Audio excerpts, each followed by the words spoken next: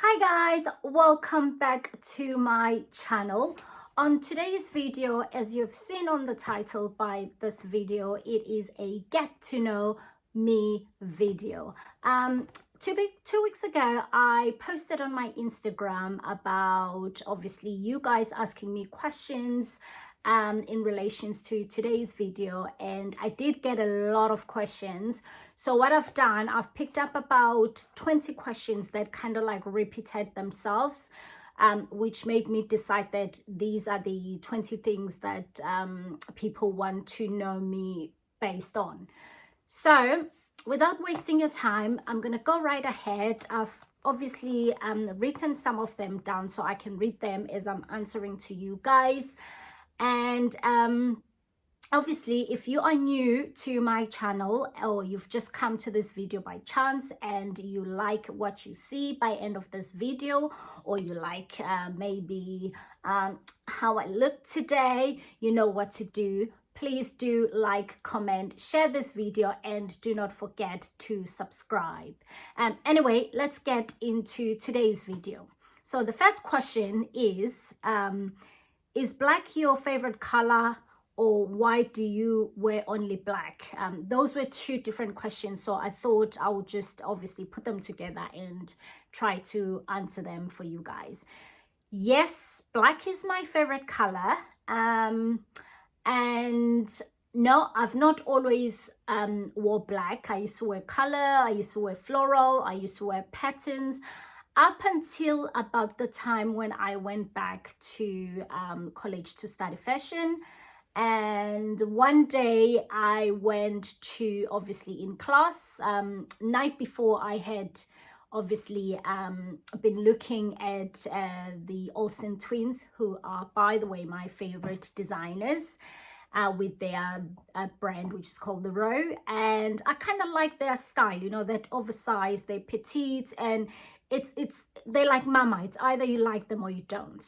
So the following day, they kind of like inspired me to wear black the following day. At a time, I remember I had like a gray weave on, and I did put a lipstick. It's probably around the same time that I started wearing a red lipstick only. And I was in a full outfit in black, the shoes, the bag, everything was black, and I had this pop of red color.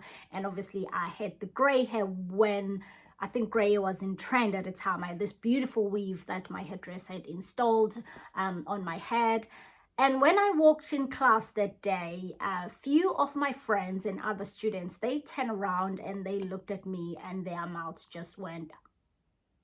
So I kind of like asked them, you know, what's the matter? And they were like, this is the fashion designer. This is you. This is your look. From now on, you know, you have to obviously adopt this look because it suits you. And that is really how me wearing black started. And I've never really wore any other color after that. It was a very easy transition for me because at a time when I looked in my wardrobe, probably I'll say about 80% of my wardrobe or my clothes were black, so it was easier. And also I've realized that it saves me time when I go to shops because I just look where all the black stuff are and I'm in and out. So I hope that answer your question, guys. Question number 2 is are you high maintenance? Truth be told, I am not. I do like I've got an expensive taste, but I wouldn't say I'm high maintenance because I am happy. If I gotta go with the flow, I will go with the flow. But I do like my luxury, like your skincare. I can't sacrifice there. I can't, you know, go cheap on that one. So if that makes me high maintenance, then probably your answer is yes. But I'm not one of those people that are gonna say, if let's say we go out with friends, if there's no champagne, I can't drink. If there's beer, I will drink beer. If there's wine, I will drink wine. I eat what I like, I wear what I like. If it ends up being designer, so be it. But if it ends up being high street like Zara, so be it. So my answer will be no, I'm not high maintenance. I just got an expensive taste, if that makes sense. My husband normally says, you've got a champagne taste but a beer budget, which I find that hilarious. But yeah, I hope that answers your question. So question number 3 was, what is your favorite holiday destination? I've traveled the world since I was 16, and I'm now in my late 30s, and I've seen beautiful countries, I've seen beautiful cities, I've seen not so great places, but end up liking the places. And for me, if I were to choose one destination that I can go to every single year, it will have to be Bali. You guys, those who follow me on social media like Instagram, Facebook, and here, you know how much I love Bali. I've done blogs about Bali. I call Bali my spiritual home. And yes, I was born in South Africa. It will always be my favorite place. But if I were to be told, choose one place right now and you're going to be stuck there forever, for me, definitely it will be Bali, Indonesia. That place gives me a sense of peace. It gives me a sense of calm. The people are so genuinely nice and there's nothing fake about them. The life is simple, but you can have what you want. I hope that makes sense. So definitely I'll go with Bali, Indonesia. Next question is, do you have any tattoos? If so, how many? Right. Yes, I do have tattoos. Yes, I do love tattoos, but not to an extent of obsession. So I've got 1, 2, 3, 4, 5. I've got about 6 tattoos, and I'm very smart when I choose to do my tattoos because I tend to do them where I can cover them. And also, you know, as you get old, you don't want to be doing your tattoos in a place where your skin starts sagging and your grandchildren are like, you know, Nana, what's going on there? So yes, I do have tattoos and I am planning to get the next one. But one of my favorite tattoos is this one on my wrist here. I know it's probably looking upside down there, but just to explain what it is my mom's name, who I lost in 2017. So it's her name in the middle, and then it's her date of birth at the top and her date of death at the bottom. So it's one of my favorite, you know, it was one of the things I wanted to do to try and remember her. And yes, I do have tattoos. Next question is your husband Chinese or Japanese? Right, I'm laughing because when I first met Sam is my husband's name, I thought, or I made a mistake of saying to him, I thought you were Japanese. And he got a little bit offended there. If you know your history, you will know there's a bit of history between Chinese and Japanese. But to answer your question, Sam is first generation Chinese. His mom and dad are from Hong Kong, but he was born in England and grew up in Wales, which is why we are in Wales now. So yes, he is Chinese, not Japanese. Number 6, would you ever return to South Africa for good? I get that question a lot, and I will be honest with you guys, I love South Africa. I haven't been in South Africa for 3 years, I believe. We were due to go there in December 2020, but obviously with the pandemic, we've postponed it to August 2021. I'm hoping it's gonna happen. So coming back to the question, would you return to South Africa for good? The answer at the moment is yes and no. When I retire, definitely yes. And maybe one day I will give you guys my reasons for that. But at this stage in time, while my kids are young, I prefer to stay in the UK or in Wales as we are, and make sure that they get, you know, education. And I'm not saying that South Africa doesn't have, you know, education, but I'm sure some of you understand what I mean. It's a sense of security more than anything. You know, in Wales, we've got something called NHS for those who are in South Africa.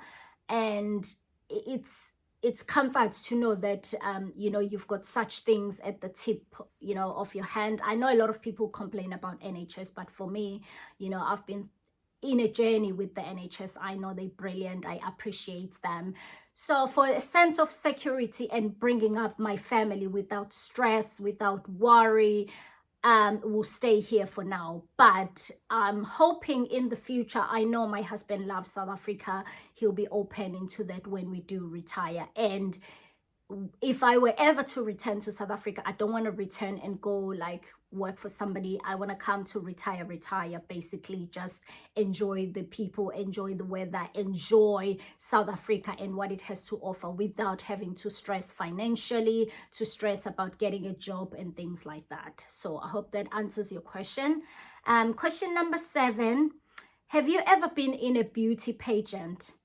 I'm laughing this because I know exactly who asked me this question, and it's somebody that I used to do beauty pageants with in South Africa. Yes, I used to do modeling when I was growing up. Unfortunately for me, because I'm short, 5'1", it didn't obviously take me anywhere.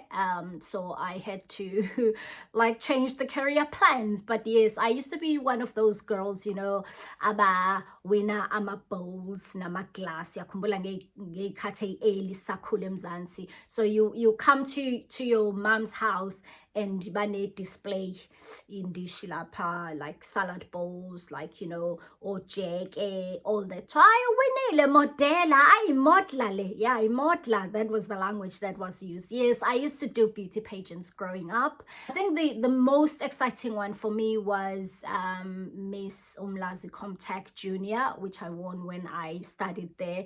So yes, I used to enjoy it. I used to get a thrill out of it. And, you know, just like any other growing up girl, you know, in South Africa, we thought we were the future Naomi Campbells. But unfortunately for some of us, the height was like, no, girl, you ain't going nowhere. This is not your career. So I had to make other, you know, choices. Yeah, number 8, your kids are beautiful. What are their names? Yes, I've got 2 kids. If you're new to my channel, I've got one of each, a boy and a girl. The eldest is a girl called Maya Zianda Lee, and the boy is called Kenzo Michael Lee. Maya's name came from, obviously, I wanted an easy name that, you know, my husband's family can pronounce easily without being complicated. She does have a Chinese name that grandmother gave her, but obviously she gave it to her after we've done her birth certificate. So she ended up with Maya Zianda, which is Zianda is Ntombi Zakwali, because grandma at the time had only 2 grandchildren. So another girl, obviously, as in Umaya. So then, yes, I gave her the name. I chose the name. My husband wanted Elizabeth, and I was like, hell to the no. We are not calling my child Elizabeth. Come on, that's like, no offense to all the Elizabeths out there. It's a beautiful name. You know, he used to say, oh, we can call her Liz. But I was like, no, you can't, you know, you can't call a child that. You know, we're in the modern times now. Let's move on with the times. So fortunately for us, they ended up liking the name. Everybody likes the name. It's not the Maya as in M-A-I. It's Maya M-A-Y-A. So Maya Zianda is in Ntombi Zagali.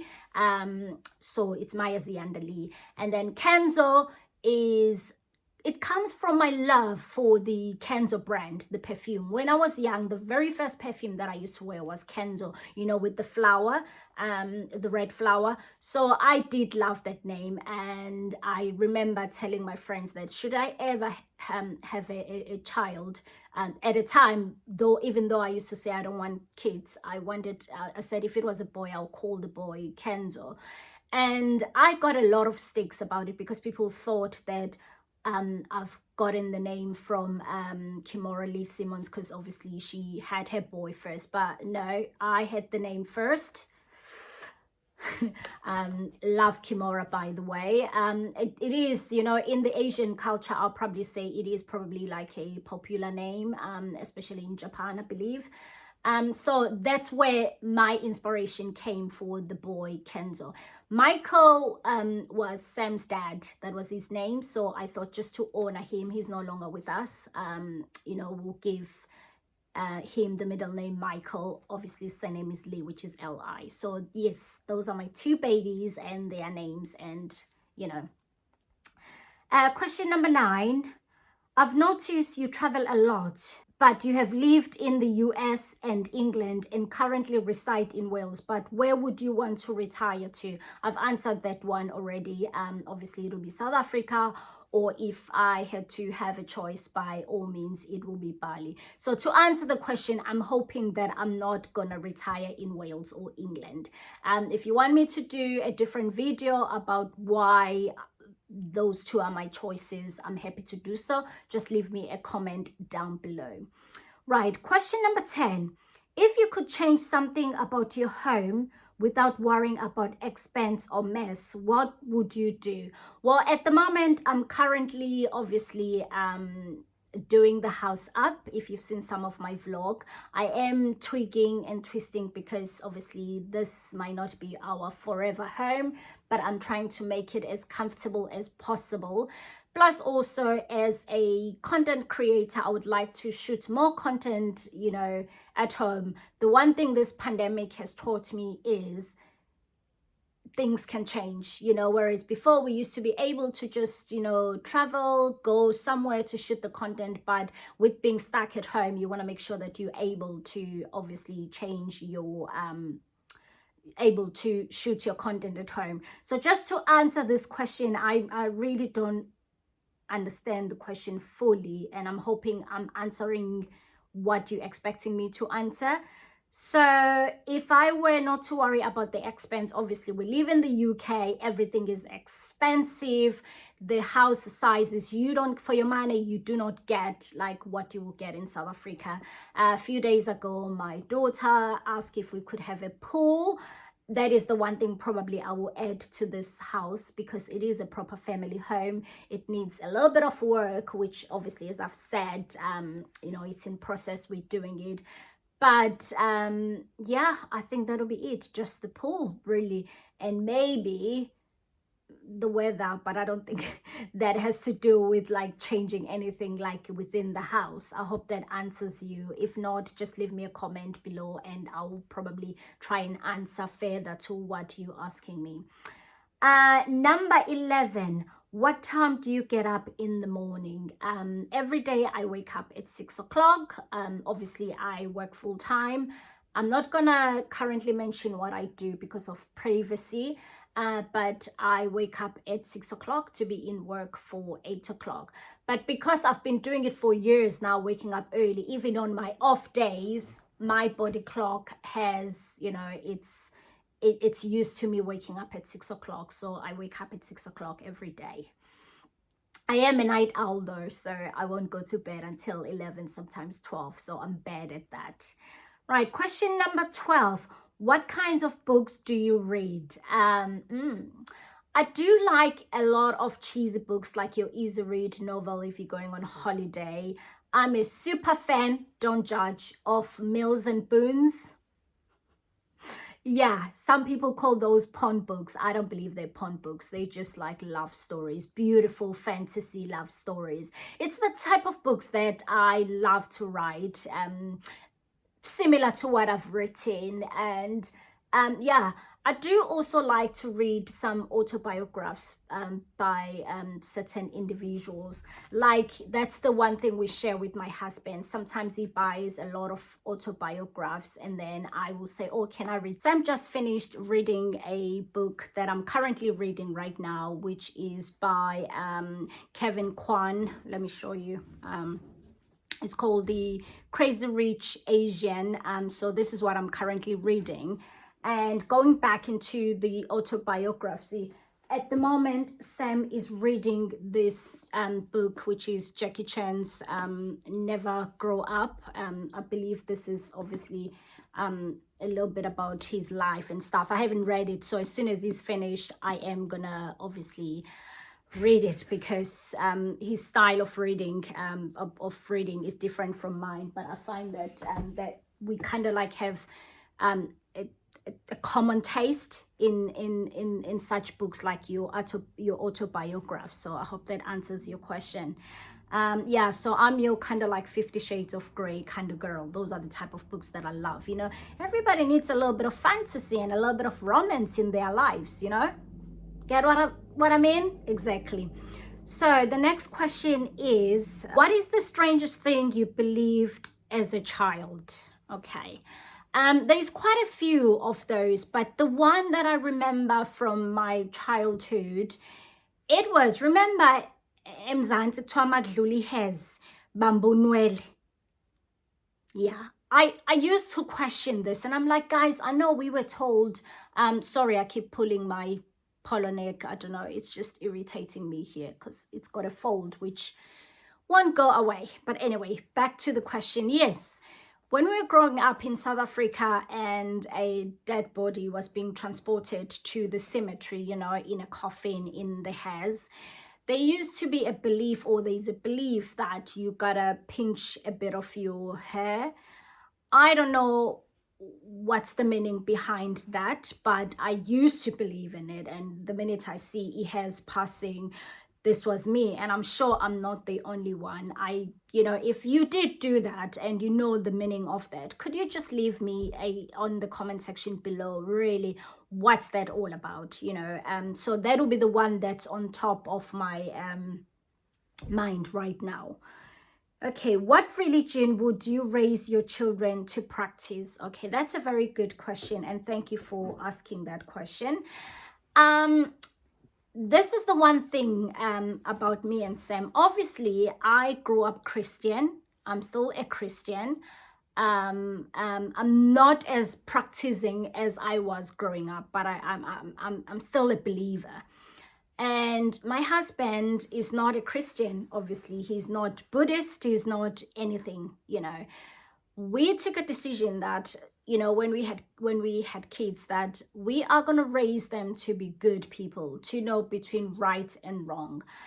And we even went to the extent of, if Maya or Kenzo were to reach 18 when they're adults and they come to us and they say, Mom, Dad, we want to be Muslim, or we want to be Buddhist, or we want to be Christians, we're not going to question them, because we believe that we would have taught them the ways of the world to know between right and wrong. As long as they know what they're getting themselves into, as long as they believe in what they're doing, you know, we're going to support them, because that's what you do as a parent. So the one thing we're not going to do, we're not going to force any religion to them. I'm not saying Christianity was forced into me. You know, I grew up, obviously, as I've said to you guys, being a Christian. I was raised a Christian. I was going to church. I was going to Sunday school.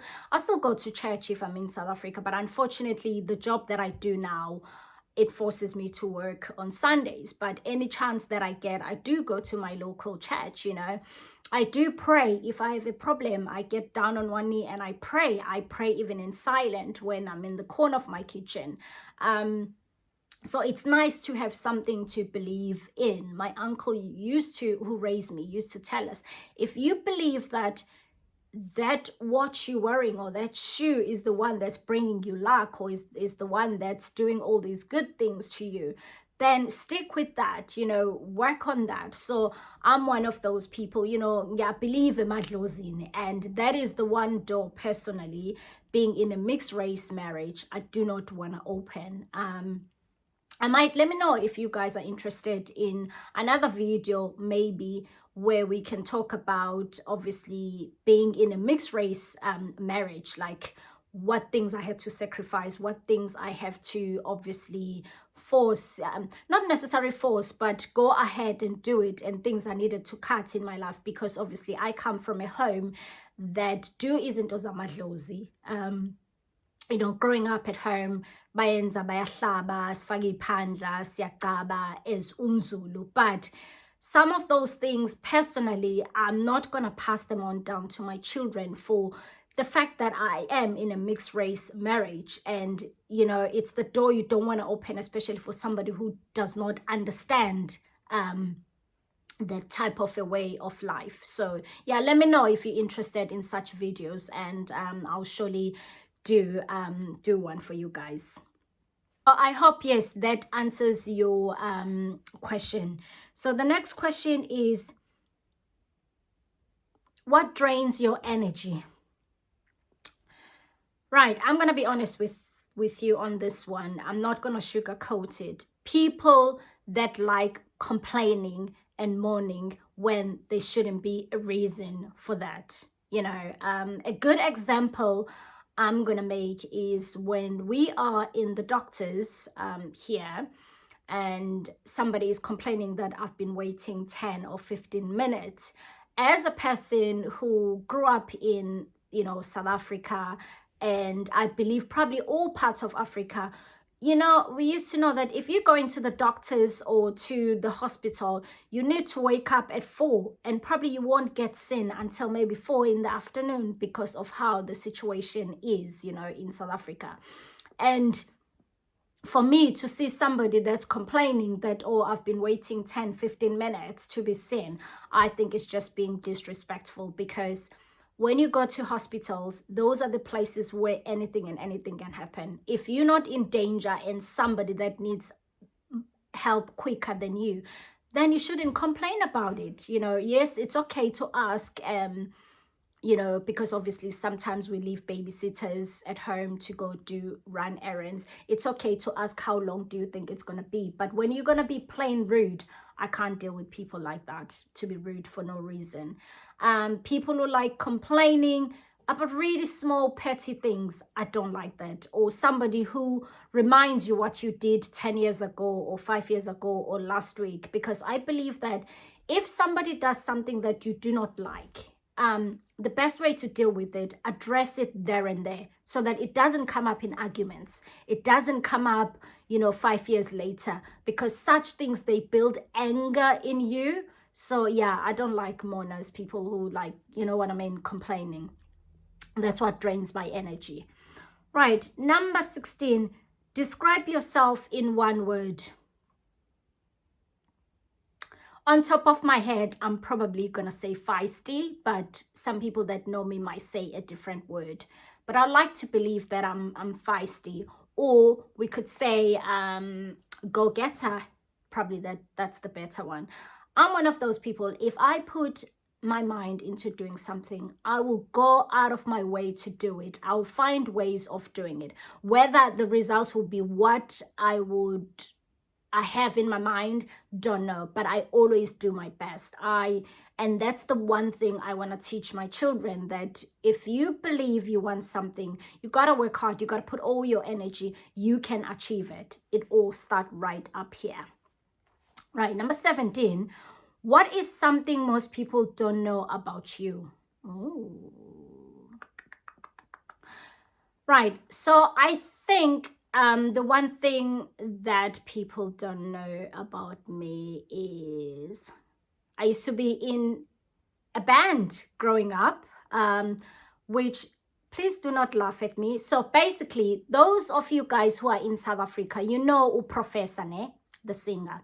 I used to sing Emlazi, you know, Professor and her brothers, and we moved to Joburg briefly to try and crack the industry. And unfortunately for me, I don't think it was meant to be for me to be a singer. Not that some friends of mine still joke and say maybe you were the reason, you know, that at the beginning they didn't obviously get a record deal. So we did everything by the book. We moved to Joburg.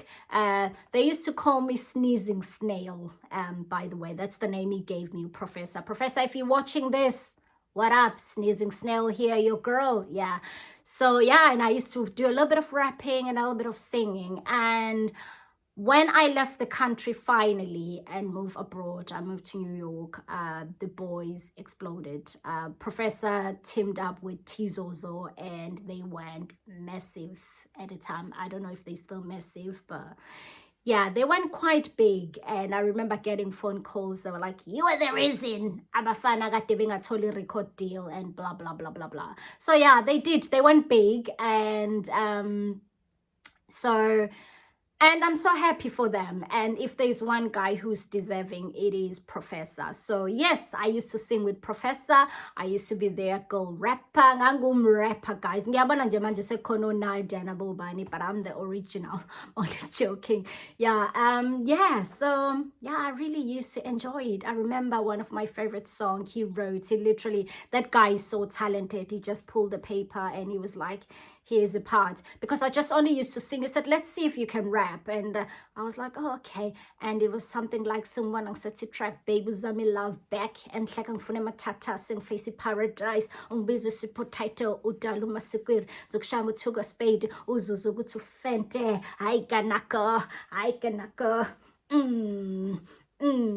yeah, that's what I kind of like remembered. Yeah, so yes, that is the one thing people don't know that I used to do, and I still love. Now and again I'll be belting it out, you know, in work, and I'm always singing around the house, in the shower. Maybe one day it will happen when I'm in my 50s with my walking stick. Yeah, so anybody there looking for a singer, you know, to get me. Yeah, anyway, and number 18, what type of music do you like most and dislike most? As much as you won't believe it, my favorite music in the world is country music. Dolly Parton, Kenny Rogers, all those like my favorite. I also do like the blues, you know, your Motown kind of like classic kind of era. I do like that, and a little bit of R&B. What music I dislike, I wouldn't say I dislike it, I just don't get it. I'm sorry to people, I know a lot of people like house music. For me, I'll probably listen to it for 10 minutes and I'm like, I'm lost. Those who know me very well, they know that me and house music, we don't get along. I literally, it's not my cup of tea. I've tried it. Somebody said, oh, have a drink.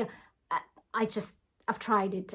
So I remember the one year we went to Ibiza with a friend of mine, and we thought, okay, we'll check it out. And yeah, it was a waste of my trip. I ended up spending more time sitting at the beach drinking beer than I was in the clubs, which is the reason why we went. I wanted to see if I could get into the house music, into that type of music.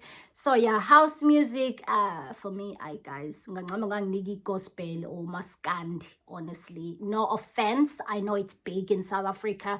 And when I'm visiting South Africa, my friends know that if they're gonna go to a club that plays house music, drop me home first or in my hotel to sleep, and you go do you, boo. And because it's not my cup of tea, no offense, you know. Whereas if we go to a nice upmarket bar that's playing, you know, your nice R&B, kind of like dancey, kind of like hip-hop. I do love hip-hop. Yeah, right, that's right up my alley. So yeah. Number 19, if you could change one thing about the world, regardless of guilt or politics, what would it be? I think for me, it'll be the way the world sees Black people, you know, people of color, especially Black people. I've had a lot of experiences where people have said, you know what, it's the first time that I get to know about a Black person. But the thing I find about other races is they're the first one to comment, and I'm like, unless you've been in my shoes, really, you can't really comment. So that is the one thing I would like to change, that not all Black people are murderers or you know, they do crime or whatever you think they do. And get to know people before you judge, and you'll be surprised at what you find. We are amazing, we are beautiful, we are easy to get along, we don't judge, and we are the way we are because the world has put us in the pedestal to say, hey, you Black, so you down there than me. And I also feel once they get to know the real you, a lot of them, they change their tune, you know. And yeah, that is the one thing I would like to change about the world, because I believe we can all live in this beautiful world and, you know, get along just fine, you know. Yeah. So question number 20, I've noticed in most of your videos your hair is covered with a scarf or a turban. Are you a practicing Muslim or is it a culture thing? I've already answered that at the beginning of that, but just to be specific, yes, I do love my turbans. I've got them in all different colors, but I have specific ones, especially the gray one is my favorite, and I think I'll wear it most of the time. But I do have like this one, the gold. I've got sparkly ones, I've got, you know, printed ones. No, I'm not a Muslim. No, I'm not practicing Muslim. or it is a culture thing or a religion thing. The reason I like wearing them, guys, my hair is a mess. And unfortunately, my hairdresser lives, excuse me, in Birmingham, and I'm in Wales. He's been my hairdresser for over 12, 13, maybe 15 years since I moved into the UK, basically. And when my hair is a mess, you know what our Afro hair is like. I tend to wear these head scarves or these turbans to cover it. It's not a religion thing. I do love them. Also, if you know where I can get more styles, different patterns and stuff, do leave me a link down below or comment down below, because I do love to collect them. I don't feel like with the amount that I've got, I wear them enough. I tend, like I've said, I tend to wear the same ones over and over again. And I think that's about it, guys. I hope that has answered your question, and I hope you have enjoyed this video. And if you have, please remember to like, comment, and share this video, and do not forget to subscribe. And do post my videos every Wednesday. If you've liked what you've seen and you want to see more content, it's every Wednesday. Other than that, I will see you guys on my next video. Bye.